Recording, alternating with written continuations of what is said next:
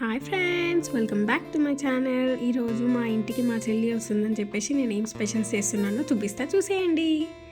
Specials చూపిస్తానని చెప్పేసి ఏడుస్తుంది అని అనుకుంటున్నారా? ఆనియన్స్ కట్ చేస్తూ ఏడుస్తున్నా అండి. నేనైతే ముందే అన్నీ ఇలా కట్ చేసుకొని పెట్టుకుంటే, ఎందుకంటే ఒక సైడ్ వంట చేసుకుంటే ఒక సైడ్ కోస్తుండాలంటే మనకు సెట్ కాదని చెప్పి. మీరు కూడా ఇలానే చేస్తారా? చేస్తే నాకు కమెంట్ చేయండి. ఇవాళ నేను ఏమేమి స్పెషల్ చేస్తున్నా అంటే bagara rice, chicken curry and gulab jam. Onions, tomatoes, పచ్చిమిర్చి, పుదీనా, కొత్తిమీర కూడా ఏరి పెట్టేసుకున్నాను. నాకు పుదీనా ఏరాలంటే కొంచెం కోపం వస్తుంది, ఎందుకంటే ఆకాకు దింపాలి అని చెప్పి. ఇంకేం చేస్తాం, అది వేస్తేనే ఫ్లేవర్ బాగుంటుంది కాబట్టి కంపల్సరీ చచ్చినట్టే ఏరినాయి. ఇంకా కొత్తిమీరని కూడా చాప్ చేసేసిన మంచిగా. ఫస్ట్ అయితే రైస్ పెట్టేద్దాం పోయి. ఇంకా స్టవ్ వెలిగించుకొని ఫస్ట్ బగారాకి వేసేద్దాం. మా చెల్లి వరంగల్ నుంచి వస్తుంది. తనకి ఏదో ట్రెడిషనల్ డే ఉందంట, శారీస్ కోసమని వస్తుంది. ఒక 3 టేబుల్ స్పూన్స్ ఆఫ్ ఆయిల్ వేసేసిన. ఇంకా ఆయిల్ వేడెక్కింది, అప్పుడే బగారా మసాలా వేసేస్తున్నాను అనమాట.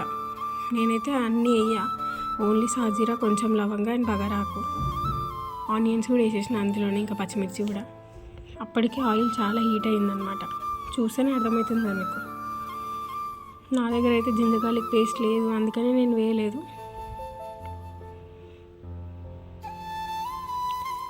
ఈ ఆనియన్స్ ఇంకా కొంచెం తొందరగా కుక్ కావడానికి కొంచెం సాల్ట్ వేసిన.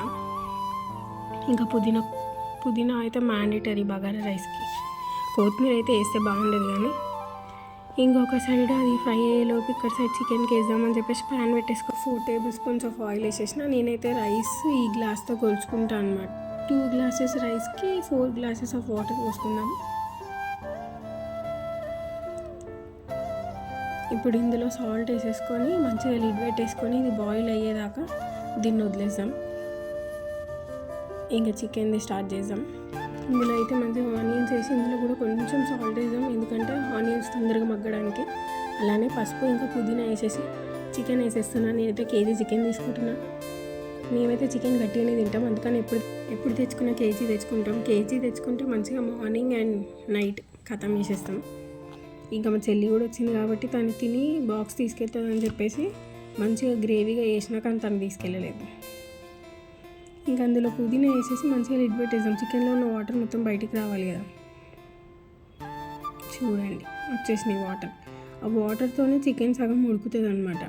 ఇప్పుడు ఇందులో ఒక 6 టేబుల్ స్పూన్స్ ఆఫ్ కారం, ఒక 1 టేబుల్ స్పూన్ ఆఫ్ సాల్ట్ వేసేస్తున్నా. ఎవరి టేస్ట్కి తగ్గట్టు వాళ్ళు వేసుకుంటారు కదా. మేమైతే కారం గట్టినే తింటాం. ఇది కూడా మంచిగా ముక్కకి పట్టిన తర్వాత కారం, ఇందులోనే టమాటోస్, కొత్తిమీర కూడా వేసేసిన. మీద ఇది మొత్తం మిక్స్ చేయొద్దు అనమాట, పైననే ఉడికిపోతుంది ఆవిరికి. ఇంకొక సైడ్ పాలు కూడా కాగబెట్టేసిన, ఎందుకంటే గులాబ్ జామ్ పిండి పాలతోనే కదా కలిపేది. ఇవి చల్లారుతాయి కాగబెడితే అని చెప్పేసి ఒక సైడ్ కాగబెట్టింది. ఇప్పుడు చికెన్లోకి గ్రేవీ థిక్గా కావాలంటే నేను చెప్పాను కదా, ఆ సీడ్స్ను ఇంకా క్యాషు మంచిగా వేయించి పేస్ట్ చేసిన అనమాట. రోల్లో దంచిన. మిక్సీ అప్పటికి రాలేదు, ఎందుకు రాలేదు ఏమో.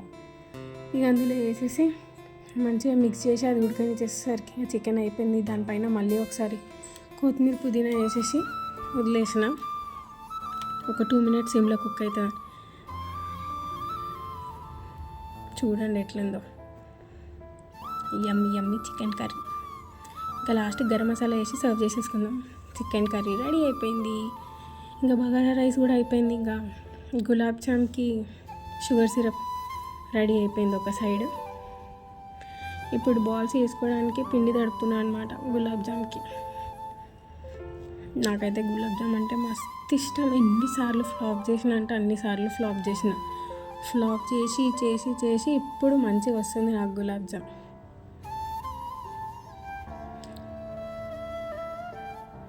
ఈ బాల్స్ వేయడమే పెద్ద టాస్క్, ఎందుకంటే రౌండ్గా రావాలి, మళ్ళీ క్రాక్స్ వస్తే గలీజ్ ఉంటుంది అని చెప్పి. ఇక మంచిగా కడాయిలో అయితే ఆయిల్ వేసేసుకొని ఆయిల్ హీట్ కాగానే మంచిగా గులాబ్ జామ్స్ అందులో వేసేసిన. చూడండి ఎంత మంచిగా వచ్చినాయి. ఒక్క 2-3 అయితే క్రాక్స్ వచ్చినాయి, కానీ మిగతావన్నీ చాలా బాగా వచ్చాయి.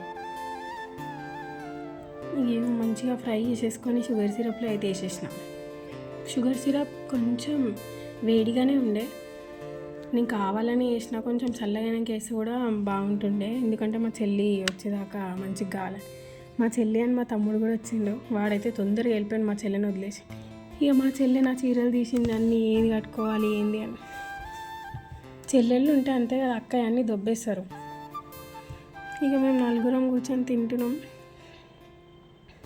పాపం మా చెల్లి అయితే ఎక్కువ తినలేకపోయింది. ట్రైన్ జర్నీ కదా, మళ్ళీ ఏమన్నా స్టమక్ పెయిన్ అట్లా వస్తే ఇబ్బంది అవుతుందని. మా చిన్నోడు చూడండి మా చెల్లికి బాగా చెప్తున్నాడు. మా పిల్లలకైతే మా చెల్లి అంటే చాలా ఇష్టం. చూసి నా విశ్వాసం మర్చిపోలేరండి నా పిల్లలు. ఎందుకంటే నా డెలివరీ అప్పుడు మా చెల్లి మా ఇద్దరు పిల్లల్ని బాగా చూసింది, ఎత్తుకుంది, నేను నైట్ పడుకున్నా మా చెల్లి ఎత్తుకొని కూర్చునేది. ఇక నేను చెట్లు తెచ్చుకున్నాను చూపిస్తే ఒక పువ్వు తెంపుకొని నెత్తిలో పెట్టుకొని పోయింది. ఆపి మరి మళ్ళీ బాగా చెప్పి పిలిచిపోతుందో.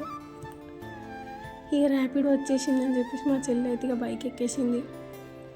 ఇక మా చెల్లి అయితే వెళ్ళిపోయింది. నేను ఉరుకులాడి చేసిన పనికి, ఇక వీడియో తీసిన కారణానికి సింక్ నిండా అంట్లు జామ్ అయినాయి. ఇంకా అవన్నీ క్లీన్ చేయాలి. సో ఇక్కడితో ఈ వ్లాగ్ ఎండ్ చేస్తున్నానండి. Thanks for watching. Please like, share and subscribe. Bye.